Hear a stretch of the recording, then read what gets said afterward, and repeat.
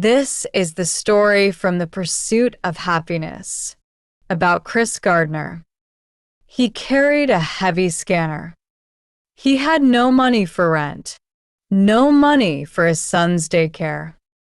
He knocked on many doors, most closed in his face. It's the same as when you practice English.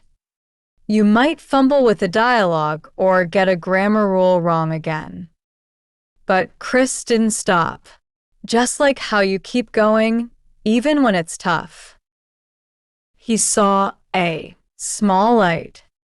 A man in a suit said, "Be smart and work hard." So he tried. He chased an internship, slept in a subway toilet, sold blood for food. He kept going, like how you keep practicing English, even when the progress feels slow. One word, one sentence, one small win at a time. This story isn't about luck. It's about holding on. When the night is dark, when hope feels small, when you fight for what you want, just like how you fight to master English, even on the tough days.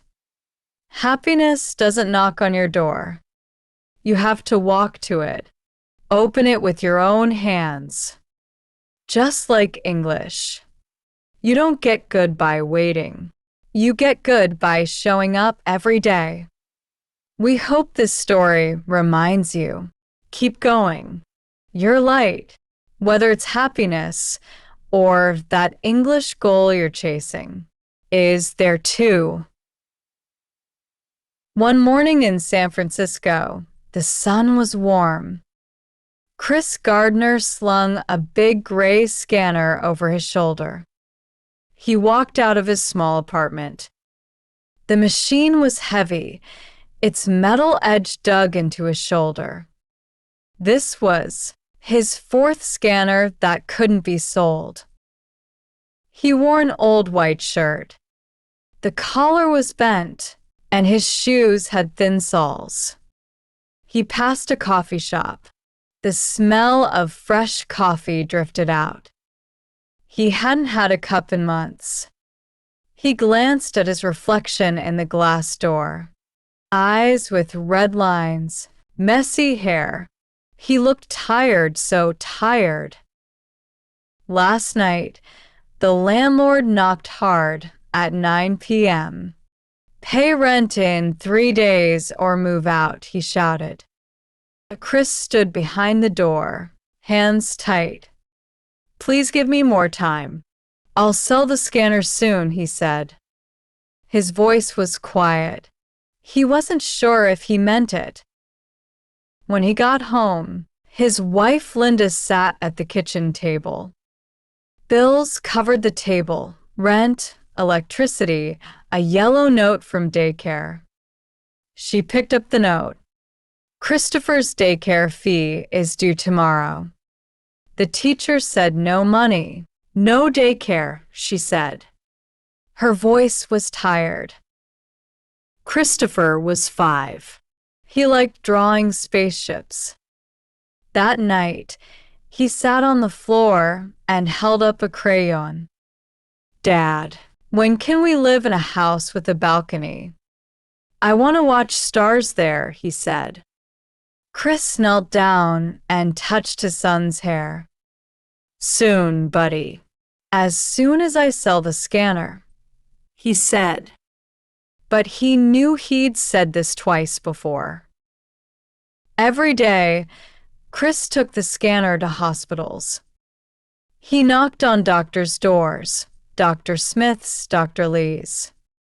Most opened the door, looked at the scanner, and shook their heads. "Too expensive. We don't need it," they said. Some didn't even open the door. Once, in a hospital hallway, he saw a man in a nice black suit. The man held a fancy briefcase and walked to a red car. Chris walked over. "Sorry, what do you do?" he asked. The man smiled. I'm a stockbroker. Need to be smart and work hard. Nothing more, he said. Chris stood there. A small thought came. Maybe this is my way out. Chris started going to the stockbroker company every day. The building was tall and shiny. Guards looked at his old clothes, but he walked in anyway. He found the front desk. I want to apply for the internship, he said. The woman handed him a white form. He folded it and put it in his shirt pocket, like holding a small hope. One day, he carried the scanner to a hospital. He passed a subway station. A girl with colorful hair sat there, playing a guitar. Chris needed to copy the form. Can you watch the scanner? I'll be back in 10 minutes. I'll give you $1, he said. The girl nodded. Chris ran to the copy shop. He copied the form fast and ran back. But the girl was gone. The scanner was gone too. He shouted and chased her to the subway. The girl jumped on a train. The doors closed. Chris watched it leave. His scanner, his rent money gone. When he got home, Linda saw his empty hands. She cried, I can't do this anymore. I'm going to New York with Christopher. My sister has a job there, she said. She packed bags. The next morning, she took Christopher's hand and left. The apartment felt empty. Chris sat on the couch. He almost threw the internship form away. Then the phone rang. This is Mr. Twistle from the stockbroker company. Come for an interview tomorrow at 9 a.m. The voice said. Chris smiled, for the first time in weeks. But that night, police knocked. You have 12 unpaid parking tickets. Total $156. Come with us, they said. Chris had no money. He was taken to jail. He called his friend Walter.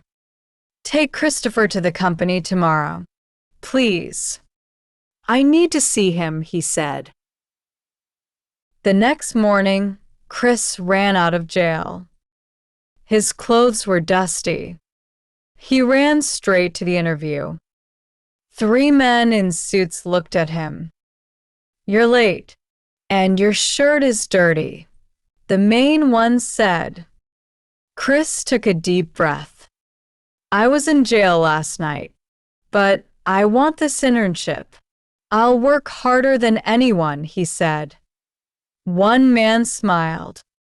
If a man comes without a shirt and I hire him, Chris said, he has good pants. They laughed. He got the internship. But the internship had no salary. Only one of 20 interns would get a job. Chris moved to a cheap hotel with Christopher. The room was small, only one bed. Every morning, he took his son to daycare, then ran to work. He held a thick phone book and made 100 calls a day. He didn't drink water. Going to the toilet wasted time. One day, he saw a homeless man with his lost scanner. He chased him and got it back. His foot hurt, but he was happy. Mr. Twistle once gave him a Rubik's Cube. Can't solve it, he said. Chris played with it as a kid. He solved it in 3 minutes. Mr. Twistle was surprised. You're smarter than you look, he said. Weeks passed. Chris had no clients. The hotel owner kicked them out. It rained. Chris took Christopher to a subway toilet. We're playing a game. This is a cave. Hide from dinosaurs, he said. His son fell asleep on the cold floor. Someone knocked. Chris put his foot against the door and covered his son's ears. He cried quietly. Later, they went to a church shelter. They waited in long lines for a bed. Sometimes they slept on a bus. Chris sold his blood for $24. He fixed the scanner and sold it to a doctor. He got money for food. The 6 months of internship ended. On the last day, Chris had 31 clients, more than any other intern. He sat at his desk, hands shaking.